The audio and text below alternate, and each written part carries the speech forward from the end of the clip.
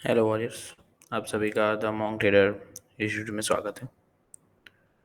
पिछले लेक्चर में हमने देखा था कि कौन से different different types of trading रहते हैं और जो उसमें कौन सा टाइम फ्रेम यूज़ होता है, और आप जो भी डेली लाइफ में आप जो भी करते हो, आपके पास कितना फ्री टाइम रहता है उसके हिसाब से आपको कौन सा ट्रेडिंग करना चाहिए, वो भी हमने देखा था।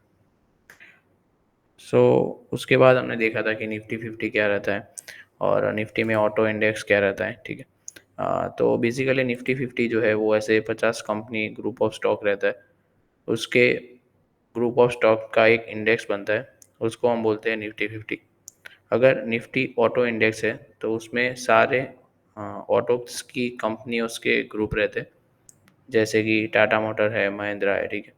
तो वो सारी जो ऑटो की कंपनियां हैं उसके ग्रुप ऑफ ऑटो स्टॉक को मिला के एक इंडेक्स बनता है, जिसको हम निफ्टी ऑटो बोलते हैं। सिमिलरली हमने देखा था निफ्टी फार्मा। उसमें बेसिकली फार्मास की कंपनियाज रहती है। ग्रुप ऑफ फार्मा की कंपनीज बन के जो एक इंडेक्स बनता है उसको हम निफ्टी फार्मा बोलते थे। ठीक है। नाउ आज के लेक्चर में हम देखते हैं। सबसे पहले हम देखेंगे कि निफ्टी जो इंडियन मार्केट में रहता है उसका ओपनिंग टाइम वगैरह क्या रहता है। जो हमारा मार्केट है वो 9 बजे से लेके जो 9 आपको पता है कि 9 बजे से लेके 3:30 तक चलता है। ठीक। बेसिकली इतने घंटे जो है वो हमारा मार्केट चालू रहता है। बट इसमें भी पार्टिसिपेट रहते हैं, जैसे कि 9 से लेके जो 9:15 का टाइमिंग रहता है उसको हम बोलते हैं प्री ओपन। ठीक है। बेसिकली ये टाइमिंग जो पहला 15 मिनट रहता है हमारा, उसमें डिसाइड होता है कि मार्केट जो है वो गैप अप गैप डाउन कब होता है, क्यों होता है। ठीक है। उसमें वो बेसिकली वो 15 मिनट में डिसाइड होता है। और दूसरा कि वो 15 मिनट को हम बोलते हैं प्री ओपन। ठीक। 9 से लेके 9:15 तक का जो टाइमिंग हमारा रहता है उसको हम बोलते हैं प्री ओपन। ठीक है। उसके बाद 9:50 से लेके मार्केट जो है 3:30 तक ओपन रहता है। उसके बाद क्या होता है कि जो 9:15 से लेके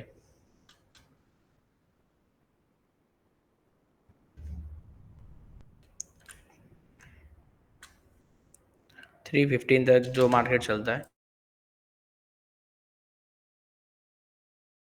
एक सेकंड गाइस।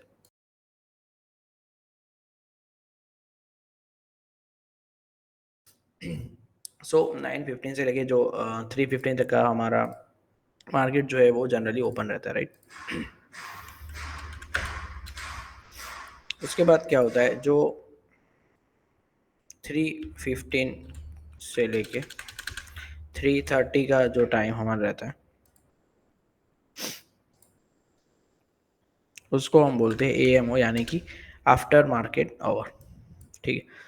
ये जो 9 से लेके 9:15 तक का टाइम रहता है उसको हम प्री ओपन बोलते हैं, जिसमें क्या होता है कि आप जो 15 मिनट है उसमें ट्रेड नहीं कर सकते, बट आपको जो ओवरऑल सिनेरियो पता चलता है कि मार्केट गैप अप खुला है, गैप डाउन खुला है। उसके बाद 9:15 से लेकर 3:15 में आप ट्रेड कर सकते हो। ठीक है। एंड देन 3:15 से लेकर 3:30 आता है, उसको हम बोलते हैं आफ्टर मार्केट आवर। ठीक है। ये जो 15 मिनट रहता है उसमें पोजीशन जो है वो कटआउट भी होती है। ठीक है। जो भी इंट्राडे पोजीशन है वो कटआउट जो है वो आपको 3:15 से लेकर 3:30 के बीच में करनी रहती है। ठीक है। इसलिए उसको बोलते हैं आफ्टर मार्केट आवर। ठीक है। जो भी इंडिया में अगर इंडियन मार्केट जो है सिर्फ 6 घंटा जो है वो एक्टिव रहता है, कंपेयर टू जो फॉरेक्स है वो 24 आवर्स जो है ओपन रहता है। Almost 24 hour. ठीक है। वो 2-3 घंटे के लिए बंद होता है।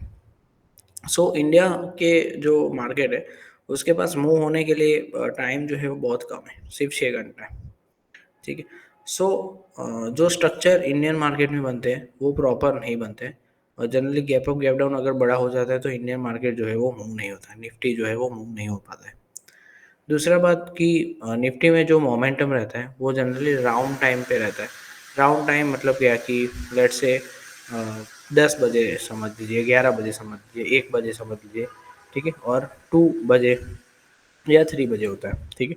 सो ऐसे जनरली राउंड टाइम रहेंगे, उसमें आपको मोमेंट जो है देखने को मिलता है, ठीक है। जो 2 बजे से लेके 3 बजे का टाइम रहता है, ठीक है, उसको हम पावर आवर भी बोलते हैं, ठीक है। क्योंकि ये जो लास्ट का 1 घंटा रहता है उसमें मार्केट जो है बिगर प्लेयर्स जो है वो एक्टिव रहता है, ठीक है। क्योंकि दोपहर को सब लंच करके आते हैं और इसके बाद जो 2 से 3 घंटा रहता है उसमें मार्केट में मोमेंट रहता है, तो उसको लिए हम उसको पावर आवर भी बोलते हैं, ठीक है।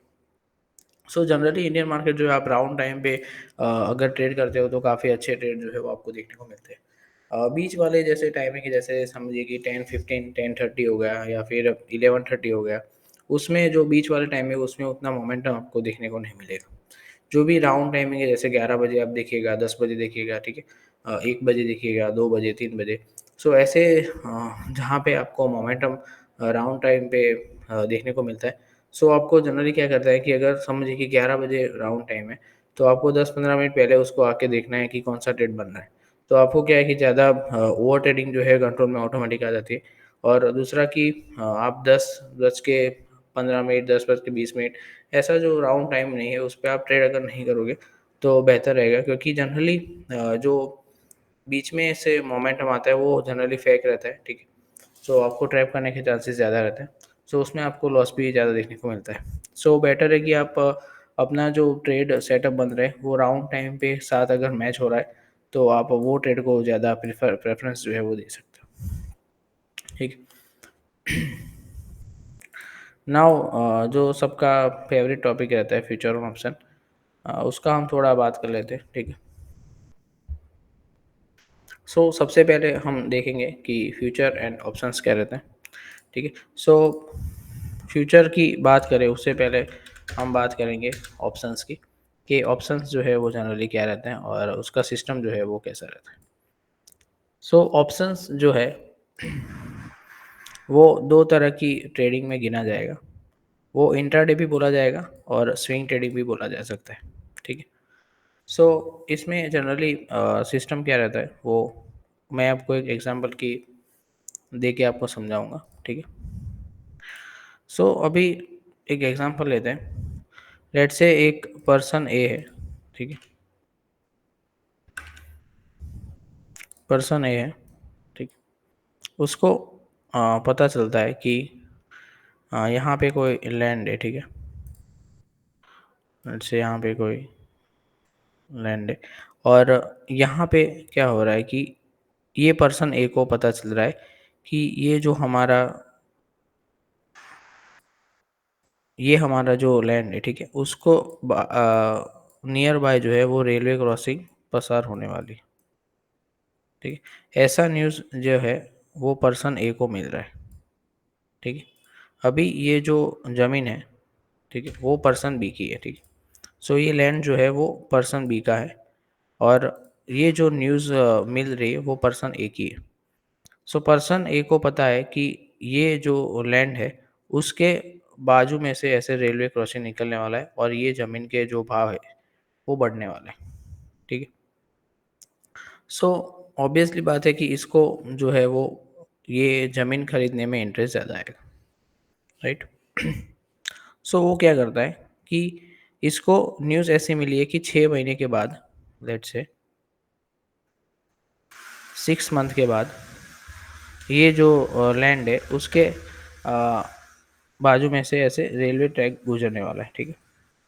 सो पर्सन ए को ऐसा इंफॉर्मेशन है कि 6 महीने के बाद ये जो ज़मीन के भाव है वो बढ़ने वाले हैं, ठीक है। सो अभी कंफर्म हुआ नहीं है, बट उसको उसके पास कितने 6 महीने ऐसे, ठीक है। 6 महीने उसके पास है। सो वो क्या करता है वो जाता है पर्सन बी के पास, ठीक है। वो जाता है पर्सन बी के पास। अभी मान लीजिए कि ये जो लैंड है उसका प्राइस जो है अभी लेट्स से 10 लाख रुपए चल रहा है, ठीक है। अभी पर्सन बी को पता नहीं है कि उसके ज़मीन के या लैंड के आसपास जो है वो ऐसा रेलवे क्रॉसिंग आने वाला है। तो उसको ये नहीं पता कि उसके ज़मीन के भाव जो है वो बढ़ने वाले हैं। बट करंट जो प्राइस चल रहा है ज़मीन का वो है 10 लाख रुपए, ठीक है। सो अभी पर्सन ए को पता है कि ये जो है वो बढ़ के 30 लाख होने वाले, ठीक है। सो वो पर्सन ए को क्या बोलता है कि भाई मैं तेरे को 1 लाख रुपए दे रहा हूँ, ठीक है, 1 लाख रुपए मैं तेरे को दे रहा हूँ। सो वो ऐसे ही तो नहीं दे रहा होगा, तो एक डील करते हैं हम कि अभी तेरा ज़मीन का भाव कितना चल रहा है, 10 लाख रुपए चल रहा है, ठीक है। सो मैं तेरे को अभी क्या दे रहा हूँ, 1 लाख रुपए दे रहा हूँ, ठीक है। और 1 लाख रुपए मैं क्यों दे रहा हूँ तेरे को, कि तू मेरे से स्टैम्प पेपर करवा ले, ठीक है, कि ये जो ज़मीन है वो तू 6 महीना के लिए किसी को नहीं बेचेगा, ठीक है। 6 महीना के लिए तू ये ज़मीन किसी को भी नहीं बेच सकता, ठीक है। ऐसा एक कॉन्ट्रैक्ट जो है वो साइन करवा रहा है वो 1 लाख रुपए दे के, ठीक है। दूसरा, 6 महीने के बाद मैं आपको बताऊंगा कि ये ज़मीन मैं खरीदूंगा कि नहीं खरीदूंगा। तो अभी पर्सन बी बोल रहा है कि अ, मेरे को ज़मीन नहीं बेचना है, ठीक है। तो वो एक पर्सन क्या कर रहा है कि इसका ज़मीन का भाव 30 लाख होने वाला है, तो वो क्या कर रहा है कि मैं तेरे को जो अभी करंट 10 लाख रुपए भाव चल रहा है, मैं तेरे को दूंगा 15 लाख रुपए, ठीक है। लेकिन शर्त इतनी है कि मैं 6 महीने के बाद तेरे को बताऊंगा कि मैं ज़मीन खरीदूंगा या नहीं खरीदूंगा, ठीक है। सो इन दोनों के बीच में डील क्या हो रही है, ठीक है। समझिएगा, इन दोनों के बीच में डील ये हो रही है कि 6 महीने के बाद पर्सन ए ने पर्सन बी को 1 लाख रुपए दिए, और वो क्या बोल रहा है कि 6 महीने के लिए तो किसी को भी ज़मीन नहीं बेच सकता। दूसरा, 6 महीने के बाद जो है पर्सन ए को अथॉरिटी है कि वो ज़मीन खरीद भी सकता है और नहीं भी खरीद सकता, ठीक है। और खरीदी अगर वो खरीदेगा तो वो उसको 15 लाख रुपए देगा, ठीक है। और अगर लेट से उसने ज़मीन नहीं खरीदी तो जो 1 लाख रुपए है वो ऑलरेडी बी को मिल जाएंगे। सो पर्सन बी क्या बोल रहा है कि उसको दोनों तरफ फ़ायदा है, कि अगर उसने ज़मीन नहीं खरीदा तो उसको 1 लाख रुपए ऐसे ही मिल रहे, और अगर उसने ज़मीन खरीद लिया तो जो मार्केट में 10 लाख रुपए भाव चल रहा है वो अभी 15 लाख वो दे देगा, तो ऑलरेडी उसको 5 लाख का मुनाफा हो रहा है, राइट। और अगर वो नहीं खरीदेगा तो उसको 1 लाख का मुनाफा तो हो ही रहा है। तो पर्सन बी क्या कर रहा है, एग्री कर ले रहा है ये कॉन्ट्रैक्ट साइन करने का, ठीक है। अभी जो पर्सन ए और पर्सन बी के बीच में क्या कॉन्ट्रैक्ट साइन हुआ, वो मैंने आपको बताया कि 6 महीने के लिए बी जो है वो किसी को भी ज़मीन नहीं बेच सकता, और पर्सन ए जो है वो 6 महीने के बाद अ, वो 6 महीने के बाद बता सकता है कि वो ज़मीन खरीदने वाला है कि नहीं खरीदने वाला है, ठीक है। सो जो 1 लाख रुपए है उसने पर्सन ए को पर्सन बी को टोकन दिया है, ठीक है। और टोकन के बदले ये कॉन्ट्रैक्ट जो है वो पर्सन बी ने और पर्सन ए दोनों ने क्या कर दिया, साइन कर लिया, ठीक है। सो ये जो साइन किया हुआ कॉन्ट्रैक्ट है, ये दोनों के बीच में जो कॉन्ट्रैक्ट साइन हुआ है उसको हम बोलते हैं ऑप्शन, ठीक है। सो ऑप्शन जो है वो एक ऐसा कॉन्ट्रैक्ट है जो एक अंडरलाइन एसेट के बदले जो है वो साइन होता है दो पार्टीज के बीच में। अभी यहाँ पे जो अंडरलाइन एसेट है वो लैंड है, ठीक है। वो पर्सन बी का जो लैंड है वो अंडरलाइन एसेट है, ठीक है। सो कोई भी अंडरलाइन एसेट में अगर दो पार्टी के बीच में कोई कॉन्ट्रैक्ट फॉर्म साइन होता है तो उसको हम बोलते हैं ऑप्शन बोल सकते हैं, ठीक है। सो जो 1 लाख रुपीज़ है, ठीक है, जो as a person in a person B को दिया है उसको हम बोलते हैं ऑप्शन की भाषा में प्रीमियम बोलते हैं, ठीक है। ऑप्शन की भाषा में उसको बोलते हैं प्रीमियम। दूसरा, ये जो कॉन्ट्रैक्ट साइन हुआ है वो 6 महीने के लिए हुआ है, ठीक है। तो ये जो 6 महीने का कॉन्ट्रैक्ट साइन हुआ है उसको हम बोलेंगे 6 महीने के बाद ये कॉन्ट्रैक्ट क्या हो रहा है, एक्सपायर हो रहा है। तो ये जो कॉन्ट्रैक्ट है, ये जो ऑप्शन है, ठीक है, उसका एक्सपायरी डेट क्या है, 6 मंथ, राइट। सो इसका जो एक्सपायरी डेट है वो 6 मंथ है, ठीक है। सो जो दोनों के बीच में कॉन्ट्रैक्ट फॉर्म हो रहा है उसको हम ऑप्शन बोलते हैं। 6 महीने के लिए वो कॉन्ट्रैक्ट हो रहा है उसको हम बोलते हैं, 6 महीने को हम बोलेंगे एक्सपायरी, ठीक है। और जो 1 लाख रुपीज़ दे के कॉन्ट्रैक्ट फॉर्म हो रहा है वो 1 लाख रुपीज़ को हम बोलेंगे टोकन, या तो ऑप्शन की भाषा में हम उसको बोलते हैं प्रीमियम, ठीक है। सो जो 1 लाख रुपीज़ प्रीमियम देके पर्सन ए ने पर्सन बी को कन्विंस कर दिया कि वो 6 महीने के लिए किसी को भी अपनी ज़मीन नहीं बेच सकता। दूसरा, वो 6 महीने के बाद बताएगा कि वो ज़मीन खरीदने वाला है कि नहीं। ठीक है। अगर वो ज़मीन नहीं खरीदेगा तो 1 लाख रुपीज़ जो है बी के पास चला जाएगा, और अगर वो ज़मीन खरीदेगा तो वो 15 लाख में खरीदेगा। सो ये जो कॉन्ट्रैक्ट फॉर्म हुआ है उसको हम ऑप्शन बोलेंगे। 6 मंथ के लिए कॉन्ट्रैक्ट वैलिड है तो वो 6 मंथ को हम बोलेंगे एक्सपायरी। ठीक है, तो एक्सपायरी ऑफ द ऑप्शन क्या है, 6 मंथ। ठीक है। दूसरा, जो 1 lakh rupees as a token दिया है उसको ऑप्शन की लैंग्वेज में बोलते हैं प्रीमियम। ठीक है। सो अभी ऐसा ही ऑप्शंस जो है वो निफ्टी के लिए हम फॉर्म कर सकते हैं। जैसे कि जो निफ्टी के लिए अगर ऑप्शंस फॉर्म होते हैं तो उसमें अंडरलाइन एसेट जो है वो बदल जाएंगे। लेट्स से यहाँ पे अंडरलाइन एसेट जो है वो क्या था, लैंड था, राइट। निफ्टी के केस में क्या हो जाएगा कि निफ्टी 50 खुद जो है वो अंडरलाइन एसेट हो जाएगा। सो निफ्टी 50 के बदले जो है वो सारे ऑप्शंस कॉन्ट्रैक्ट्स जनरेट हो गए। सो यहाँ पे किसके बदले में कॉन्ट्रैक्ट जनरेट हो रहे हैं, लैंड के बदले में, राइट। तो वहाँ पे जो ऑप्शंस हमारे स्टॉक मार्केट में रहते हैं, लेट्स से निफ्टी के ऑप्शंस की अगर मैं बात कर रहा हूँ, तो वहाँ पे जो अंडरलाइन एसेट है वो खुद निफ्टी ही है। ठीक है, क्योंकि निफ्टी के बेस पे सारे कॉन्ट्रैक्ट्स जो है वो फॉर्म हो रहे हैं, राइट। इसको जो है वो टॉपिक को हम डिटेल में नेक्स्ट लेक्चर में ऑप्शन चेंज जब आएगा तब मैं आपको बताऊंगा। अगर मैं यहाँ पे ऑप्शन चेंज चलाने लगूंगा तो काफ़ी लंबा लेक्चर हो जाएगा और आप लोग बोरिंग फील हो जाओगे। ठीक है। सो इससे अच्छा है कि मैं ये लेक्चर जो है शॉर्ट कर दूं और नेक्स्ट लेक्चर जो है उसमें पूरा मैं ऑप्शन चेन और दूसरा कि वेरिएबल्स क्या रहते हैं, ठीक है, ऑप्शंस के जो ट्रिक्स रहते हैं वो क्या रहते हैं, वो हम जो है वो नेक्स्ट लेक्चर में कवर करेंगे। ठीक है।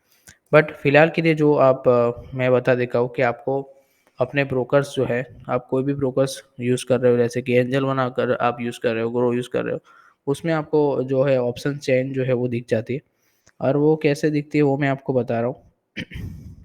सो मैं जनरली फायर्स यूज़ कर रहा हूँ। ठीक है।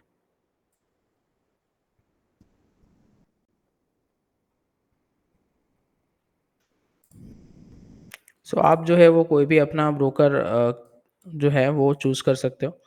ठीक है। ये मेरा अकाउंट है, ठीक है, फायर्स में। सो उसमें जनरली ऐसे थर्ड स्किन आपको देखने को मिलेंगे। तो यहाँ पे डायरेक्ट ही ऑप्शन रहता है यहाँ पे। सो ये अगर मैं क्लिक कर रहा हूँ तो ये ऐसे आपको ऑप्शन चेंज जो है वो दिख जाएगा। ठीक है। सो ऑप्शन का चेंज है तो डिफरेंट डिफरेंट जो है वो प्राइस पे कैसे चेंज जनरेट होते हैं वो हम नेक्स्ट लेक्चर में देखेंगे। बट ऐसे जनरली आपको ट्रेडिंग व्यू में जो है वो आपका जो भी ब्रोकर है उसमें आपको ऑप्शन चेन का ऑप्शन मिल जाएगा। ठीक है। और वहाँ पे आपको सारा प्राइस सारा कुछ दिख जाएगा। ठीक है। यहाँ पे जो आपको कॉल दिख रहा है और यहाँ पे आपको पुट दिख रहा है। ठीक है। सो कॉल को जनरली हम सी भी बोलते हैं, कॉल यूरोपियन, सी का फुल फॉर्म है। पी जो है वो उसको बोलते हैं पी पुट यूरोपियन। ठीक है।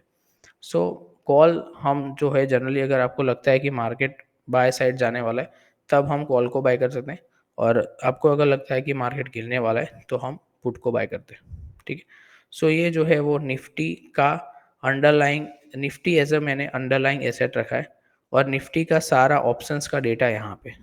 अगर मैं बैंक निफ्टी सिलेक्ट कर रहा हूँ तो बैंक निफ्टी का सारा ऑप्शंस का जो है डेटा यहाँ पे, और यहाँ पे बैंक निफ्टी को मैंने एज अ अंडरलाइंग एसेट रखा है। फिर निफ्टी को अगर मैं सिलेक्ट करता हूँ तो फिर निफ्टी को मैं एज अ अंडरलाइन एसेट रखा है। ठीक है। फिर निफ्टी में जनरली फाइनेंस की कंपनियाँ रहती है, फाइनेंस निफ्टी बोलते हैं उसको फुल फॉर्म। सो जो भी फाइनेंस की कंपनियाँ जैसे कि बजाज फाइनेंस है, ठीक है, बजाज हाउसिंग फाइनेंस है, उसके बाद मुथूट फाइनेंस है, वो सब सारी या उसका ग्रुप ऑफ स्टॉक को हम फिर निफ्टी बोलते हैं, राइट। सो ऐसे अगर आप अंडरलाइंग एसेट जो भी आपको चाहिए वो सिलेक्ट करके उसके ऑप्शंस का डेटा जो है वो आपको मिल जाएगा। ठीक है, अपने ब्रोकर के पास ही। दूसरा, यहाँ पे जो एक्सपायरी डेट आपको दिख रही है, जो हमने वहाँ पे लैंड के केस में देखा था कि 6 मंथ का एक्सपायरी रहता है ऑप्शंस का, राइट। सो यहाँ पे भी सिमिलरली 8 मई जो है यानी कि कल का दिन है, ठीक है, उसको एक्सपायरी यहाँ पे आपको दिख रहा है। यहाँ पे आपको सारा एक्सपायरी का डेट मिल जाएगा। तो ये जो कॉन्ट्रैक्ट है वो ये दिन को एक्सपायर हो जाएगा, ऐसा हम बोल सकते हैं, राइट। यहाँ पे ये जो डिटेल में जो प्रीमियम के प्राइस कैसे बढ़ते करते हैं, ओआई क्या होता है, वो सारा मैं आपको नेक्स्ट लेक्चर में जो है वो समझाऊंगा। ठीक है। फिलहाल के लिए आप अपना ब्रोकर में जाके ऑप्शन चेंज जो है वो देख सकते हैं, राइट। ठीक है, मिलते हैं नेक्स्ट लेक्चर में। Thank you.